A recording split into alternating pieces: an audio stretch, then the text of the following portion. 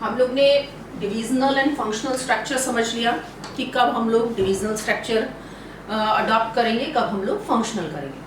अब दोनों के हर चीज के कुछ एडवांटेजेस हैं, डिसएडवांटेजेस हैं। बेसिकली अगर हम लोग बात करें ना, एक की एडवांटेजेस दूसरे की क्या हो जाती है, डिसएडवांटेजेस, बट फिर भी वन बाय वन हम लोग पढ़ते हैं। फंक्शनल स्ट्रक्चर में first advantage is functional specialisation. देखो, फंक्शनल स्पेशलाइजेशन मींस किसी एक फंक्शन में स्पेशलाइज्ड हो जाना। क्लियर?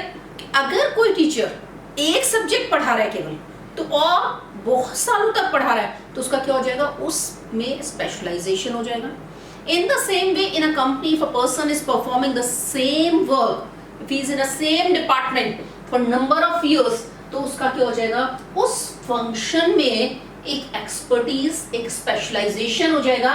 तो अगर हम लोगों ने फंक्शंस के बेसिस पे डिवाइड किया है, इन अ फंक्शनल स्ट्रक्चर हम लोग का फंक्शनल स्पेशलाइजेशन होगा। मैनेजर एफिशिएंसी, सीधी सी बात है, जब मैनेजर वही काम कर रहा है, तो एक लॉन्ग टर्म तक करने के बाद उसकी एफिशिएंसी इंक्रीज होगी।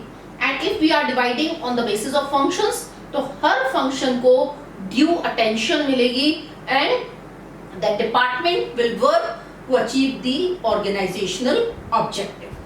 ट्रेनिंग इजी क्यों है? उन्होंने एक बात लिखी कि ट्रेनिंग इजी हो जाएगी। ट्रेनिंग इजी क्यों है?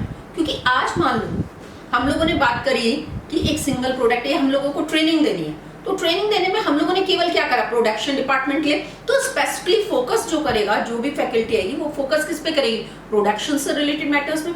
इन द सेम वे अगर हमने सेल्स डिपार्टमेंट की कराई तो सेल्स, तो वो ट्रेनिंग देना इजी हो जाएगा। और जब हम लोगों ने बोला डुप्लीकेशन ऑफ वर्क नहीं है, ट्रेनिंग इजियर है, एफिशिएंसी से वर्क परफॉर्म कर रहे, तो ओवरऑल कॉस्ट हमारी रिड्यूस होगी। अब इसकी बात आई कि कुछ ना कुछ कमियां भी हैं, डिसएडवांटेजेस भी हैं। कॉन्फ्लिक्ट ऑफ इंटरेस्ट वो ऑलवेज रहेगा, आप किसी भी तरीके में बनाओ। कॉन्फ्लिक्ट ऑफ इंटरेस्ट में क्या होता है कि जैसे मान लो सेल्स डिपार्टमेंट तो ये चाह रहे मेरी कैसे भी मैं सेल्स ज्यादा करके दिखाऊं, चाहे मेरे को इतना % डिस्काउंट देना पड़े, लेकिन अकाउंट्स डिपार्टमेंट उसके लिए रेडी नहीं है डिस्काउंट देने के लिए, या फाइनेंस डिपार्टमेंट रेडी नहीं है। तो इन दैट केस उन दोनों डिपार्टमेंट्स में क्या हो जाएगा, conflict of interest. Production department produce करना चाहता है लेकिन raw material purchase department purchase नहीं कर रहा, तो फिर क्या हो जाएगा, कॉन्फ्लिक्ट ऑफ इंटरेस्ट। इनफ्लेक्सिबिलिटी, तो क्या होता है कि प्रोडक्शन डिपार्टमेंट में जो पर्सन काम कर रहा है उसको प्रोडक्शन से रिलेटेड स्पेशलाइजेशन है, एक्सपर्टीज है। अब इमरजेंसी में मेरे को मान लो सेल्स डिपार्टमेंट में मैनेजर की जरूरत है और मैं सोच रही हूँ कि इंटरनली मैं ट्रांसफर कर दूं, तो वो ट्रांसफर पॉसिबल नहीं होगा। Inflexibility in terms of transfer of person from one department to other.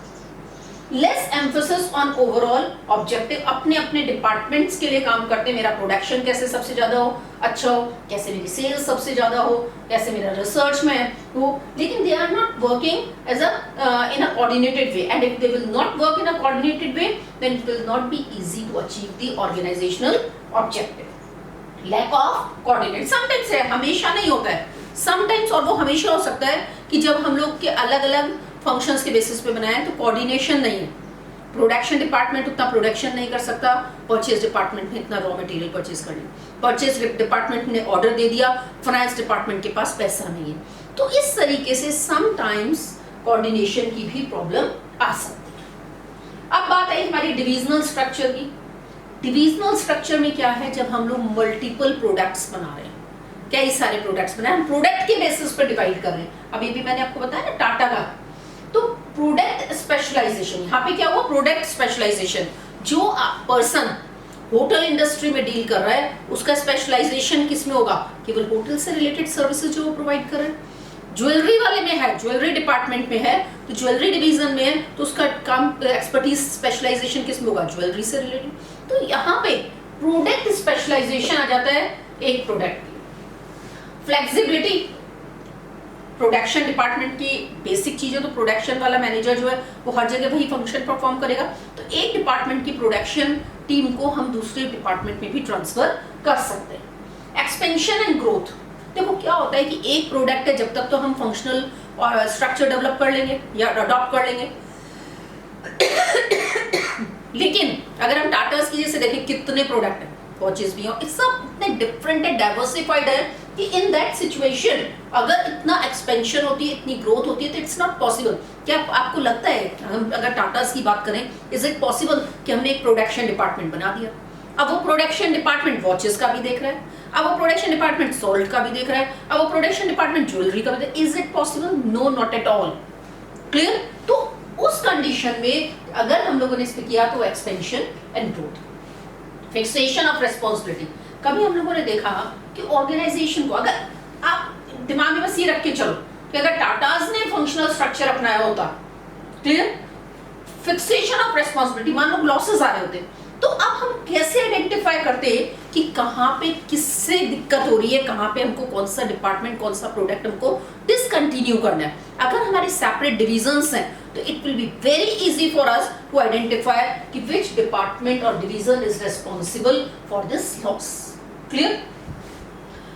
Cost जरूर इंक्रीज होगी क्योंकि यहाँ पे ओवरलैपिंग ऑफ वर्क होगा, लेकिन यहाँ पे भी कई बार यही प्रॉब्लम होती है कि ओवरऑल ऑर्गेनाइजेशनल इंटरेस्ट को इग्नोर करके they are concentrating only on the objective और the goal of their relevant division.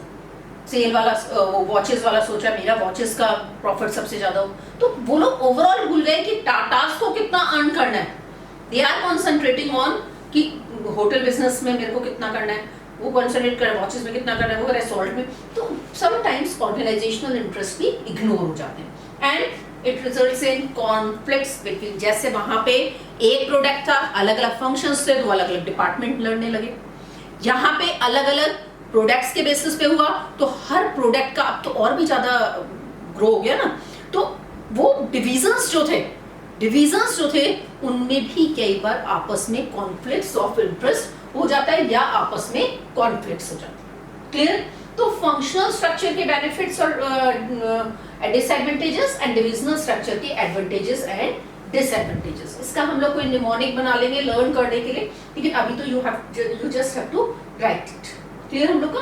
तो functional structure and divisional structure, इनके डिफरेंसेस के लिए भी मैं आपको एक टेबल भेज दूंगी, you have to write it. सारा उसी में से ही चीजें कवर होगी। बेसिक डिफरेंस देखेंगे तो हम लोग का क्या होगा, फंक्शनल स्ट्रक्चर की बात करें फंक्शन के बेसिस पे, डिविजनल स्ट्रक्चर की बात करें तो किसके बेसिस पे, प्रोडक्ट के लिए। सिंगल प्रोडक्ट बनाते फंक्शनल होगा, इसमें बनाते तो मल्टीपल प्रोडक्ट में होगा।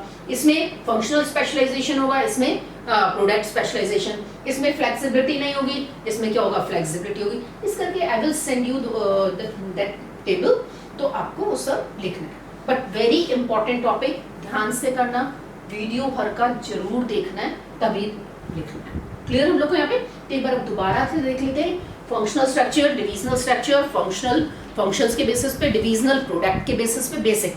बाकी फिर वो आगे फिर वही फर्दर डिवीजन हो जाता है उसका फंक्शन के बेसिस पे, लेकिन बेसिक स्ट्रक्चर किससे बनेगा, प्रोडक्ट के बेसिस पे। मल्टीपल प्रोडक्ट है, डिवीजन, सिंगल प्रोडक्ट है तो हम किस पे जाएंगे, फंक्शनल पे ही जाएंगे। क्लियर? इनके प्रोडक्ट्स के इसमें फंक्शनल स्पेशलाइजेशन मिल जाएगा, इसमें प्रोडक्ट मिलेगा, इसमें फ्लेक्सिबिलिटी ज्यादा होगी, इसमें लेकिन फ्लेक्सिबिलिटी नहीं होगी।